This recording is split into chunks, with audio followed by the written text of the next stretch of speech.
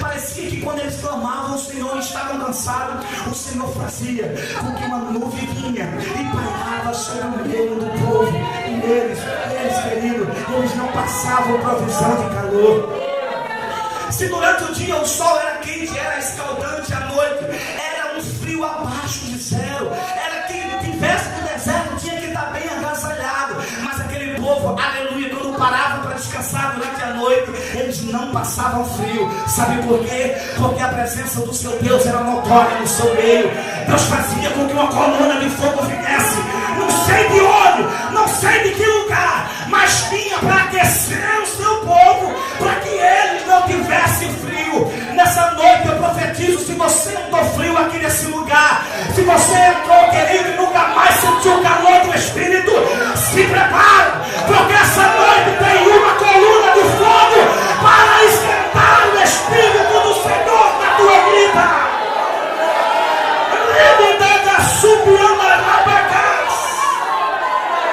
Aleluia! Meu Deus!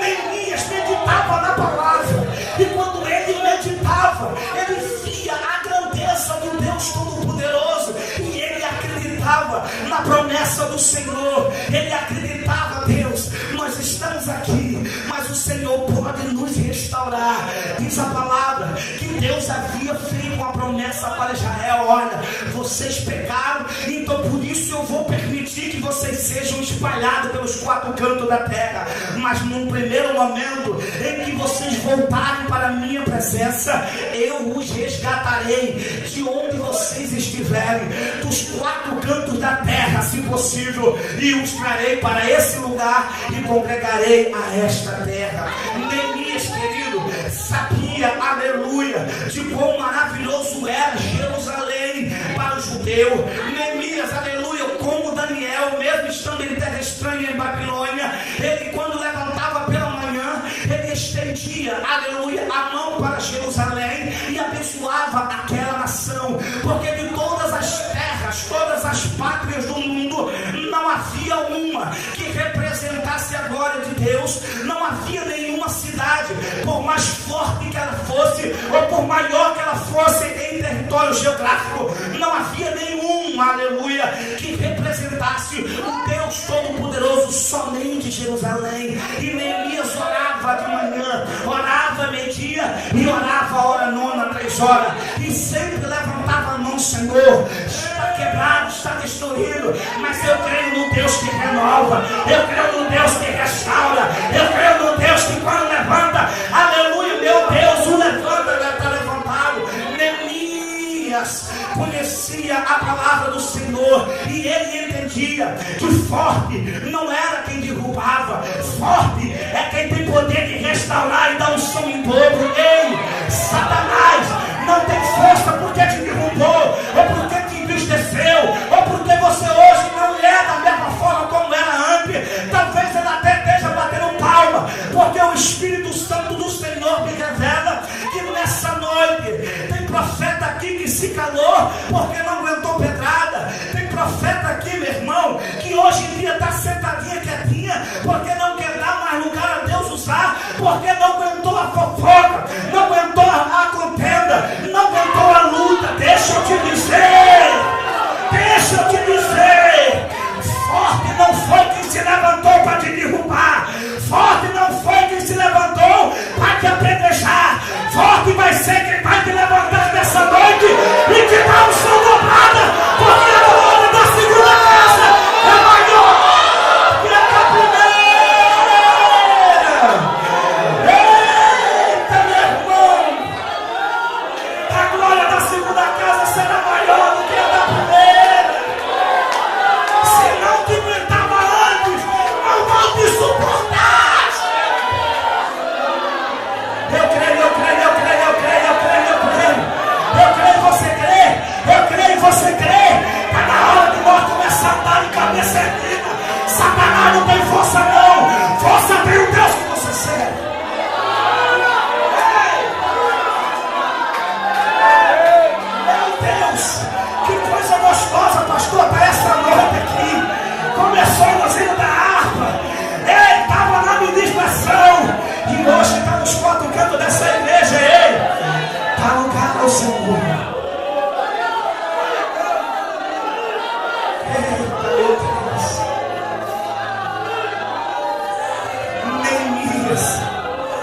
como um bom estudioso da Bíblia, ele sabia que estava cativo, mas havia alegria no seu coração. Ele disse: Senhor, eu creio, porque Jerusalém será reedificada.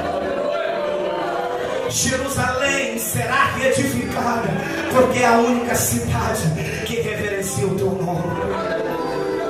E ele ficava orando, intercedendo e esperando que um dia viesse alguém e contasse como estava aquele lugar, porque aquele lugar era importante para Neemias. Neemias sabia que dentro da muralha de Jerusalém se encontrava um templo que foi construído por um dos maiores homens que nós que estudamos a Bíblia, sabemos que foi um dos mais sábios da Bíblia, Salomão. E ele levou 40 anos para edificar o templo que foi destruído naquele lugar. Neemias, quando orava, dizia: meu Deus, eu creio na restauração do templo, porque aquele templo, Senhor, foi o templo em que Deus não mandou anjo, no dia da inauguração. Deus honrou a palavra de Salomão, que havia demorado 40 anos orando, e ele não mediu recursos para fazer aquele templo. Ele fez o melhor. Ele mandou buscar das terras estranhas, em terras longínquas, mandou fazer o melhor para o Senhor. Neemias, quando orava por Jerusalém, sabia que aquele templo tinha um simbolismo.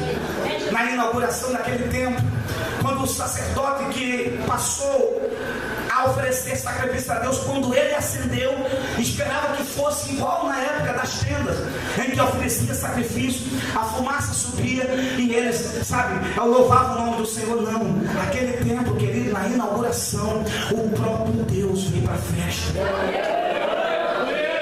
Neemias conhecia a escultura, aleluia, de que sabia que aquele templo, o próprio Deus veio, botou o pé lá dentro, contou a história lá, aleluia, segundo as Crônicas 7, meu irmão. Quem olhou e viu aquele negócio, contou a história e foi fiel. A glória da presença de Deus foi tão tremenda que quem estava lá dentro do templo não podia sair, pastor, porque a glória de Deus era poderosa sobre a vida deles. Eles estavam extasiados com a presença do Senhor. Quem estava lá fora queria saber o que estava acontecendo lá dentro, irmão Jefferson, mas eles não conseguiam entrar porque temiam, porque eles sabiam que a glória de Deus havia descido naquele lugar.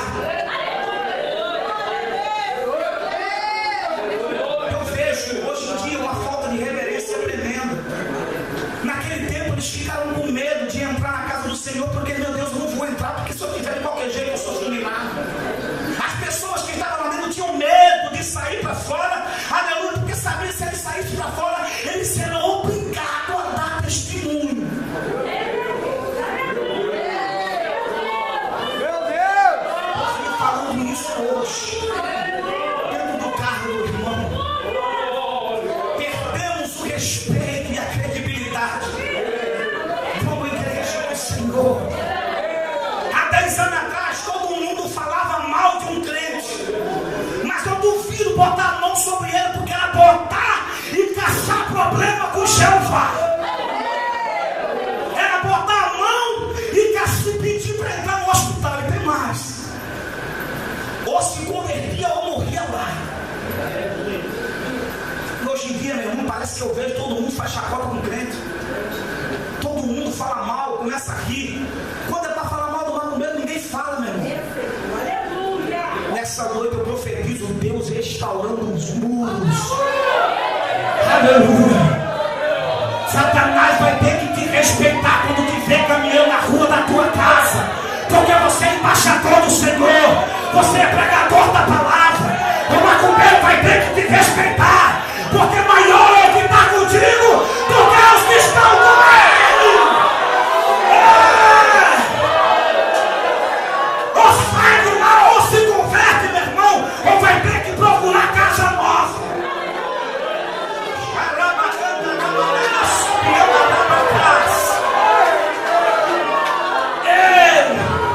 Está na hora do fofoqueiro que está dando lugar ao diabo saber que quem te chamou pode matar.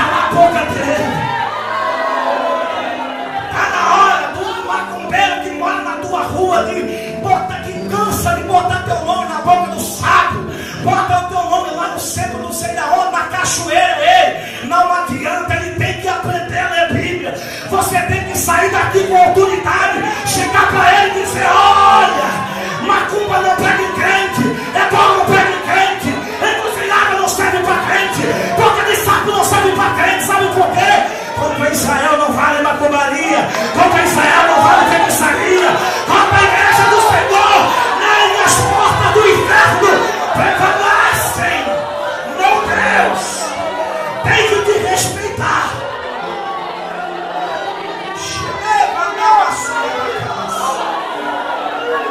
Tem que saber de quem você é filho. Tem que saber. Neemias, querido.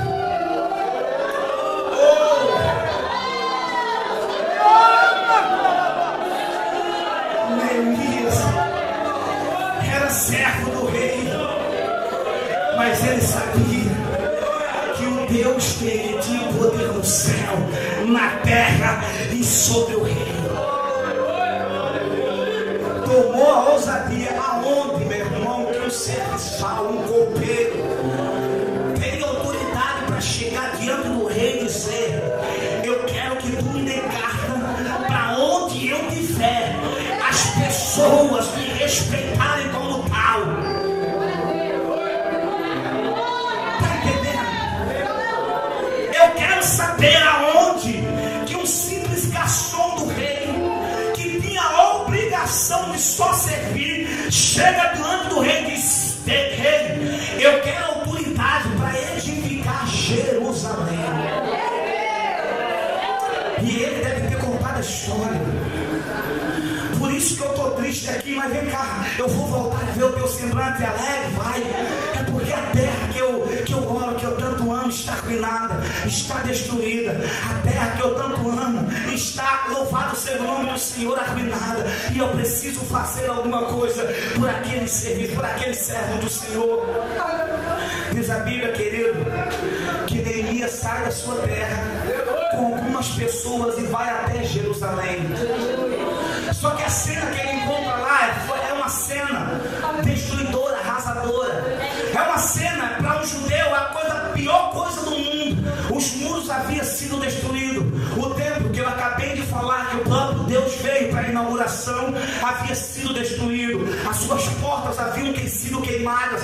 O ouro havia sido roubado. Os pratos, os utensílios da casa do Senhor haviam sido roubados. Quando ele olhava em volta daquele muro, haviam 12 portas, que a cada mês do ano era oferecido um sacrifício em cada porta. Havia sacerdote em cada porta dos muros de Jerusalém, e era uma honraria ser e servir a Deus, aleluia, naquelas portas. E quando ele olhou para aquelas portas, ele disse: meu Deus, eu não consigo acreditar no que eu estou vendo. Eu olho e vejo Neemias chegando naquela cidade, e todo mundo olhando: olha, não tem mais nada aí que possa se fazer, está tudo arruinado, está tudo destruído. Jerusalém não tinha mais respeito, Jerusalém não tinha mais templo, Jerusalém não tinha mais orgulho de bater no peito. Ninguém, nenhum judeu não tinha coragem de bater no peito e dizer que fez parte daquela cidade. Sabe por quê? Porque ao ver de muito, já não tinha mais jeito, já não havia mais solução. Porém Neemias disse assim: não, o Deus que eu sirvo é um Deus que pode restaurar e fazer nova todas as coisas. Meu irmão, forte não foi quem derrubou Jerusalém, forte era o Deus que estava levantando Neemias para edificar aquela cidade. E Jerusalém, quem passava, aleluia, por Jerusalém e via ela destruída, se alegrava. Todo o reino que passava por Jerusalém dizia: ei, tu já foi alguém importante, tu já foi uma cidade fortificada, mas agora tu não é nada. Todo homem que passava por dentro de Jerusalém olhava para o templo e dizia: tinha um bando de sacerdote aí, que quando entrava dentro desse templo, saía brilhando, saía, aleluia, parecia que a glória de Deus descia sobre a vida deles, e eles tinham autoridade para perdoar pecado de uma forma sobrenatural. Diz a minha Bíblia, querido, que era peleja quando o sacerdote saía de lá, porque se ele não conseguisse sair, os pecados de Jerusalém não eram perdoados. Diz a Bíblia, aleluia, que quem passava por Jerusalém zombava, quem passava por Jerusalém batia no peito: ei, tu era grande, ei, agora tu não é nada, agora fala aí onde está o teu Deus. Porém, querido, Neemias sabia ao Deus de Jerusalém voltar para aquele lugar, aleluia, haveria de fazer uma restauração nos muros. Ela haveria de fechar toda a brecha, teria que fechar todos os buracos, haveria de fechar, aleluia, todas as brechas por onde o diabo poderia passar. Eu boto aqui um parênteses para fazer uma conjectura.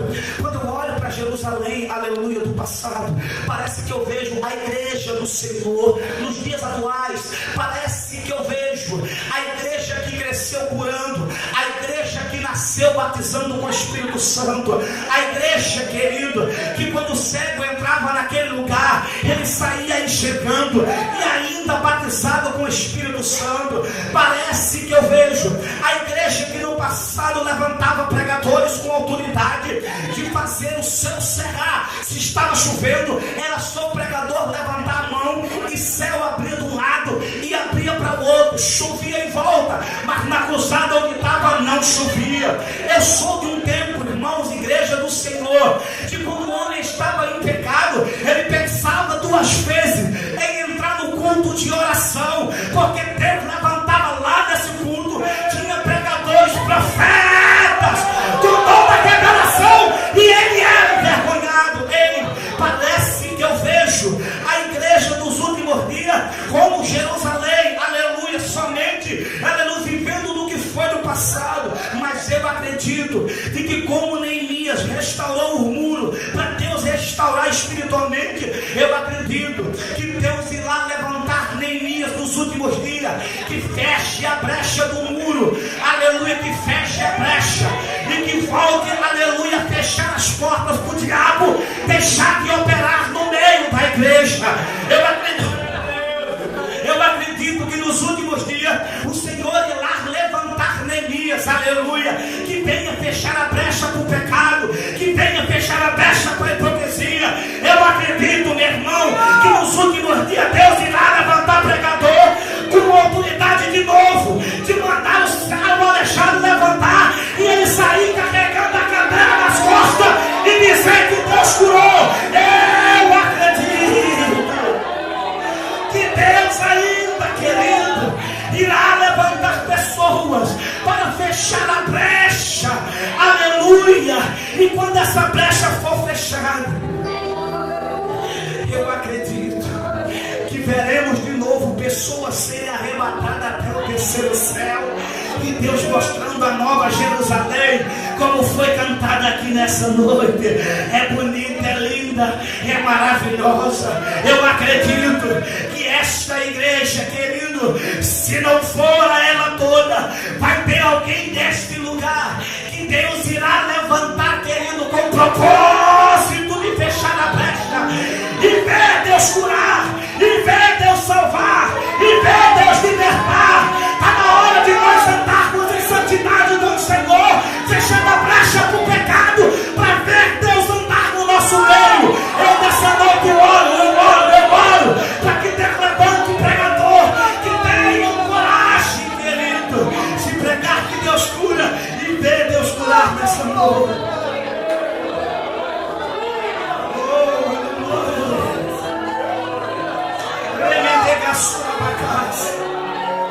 Neemias estava edificando os muros. Ele sabia que para a glória de Deus voltar tinha que fechar a brecha, que para a glória de Deus voltar tinha que ser restaurado aonde o inimigo pudesse entrar. Neemias, quando restaurou o templo, aleluia, o muro e o templo, as pessoas viram assim e dizem: meu Deus, nós estamos, aleluia, tudo pensando, ficaram tudo pensativo, dizendo: olha, nós não podemos ele deixar levantar de novo os muros, porque esses muros aí tinha alguém que quando estava dentro ninguém poderia entrar, porque havia o Deus dele não deixava que eles entrassem.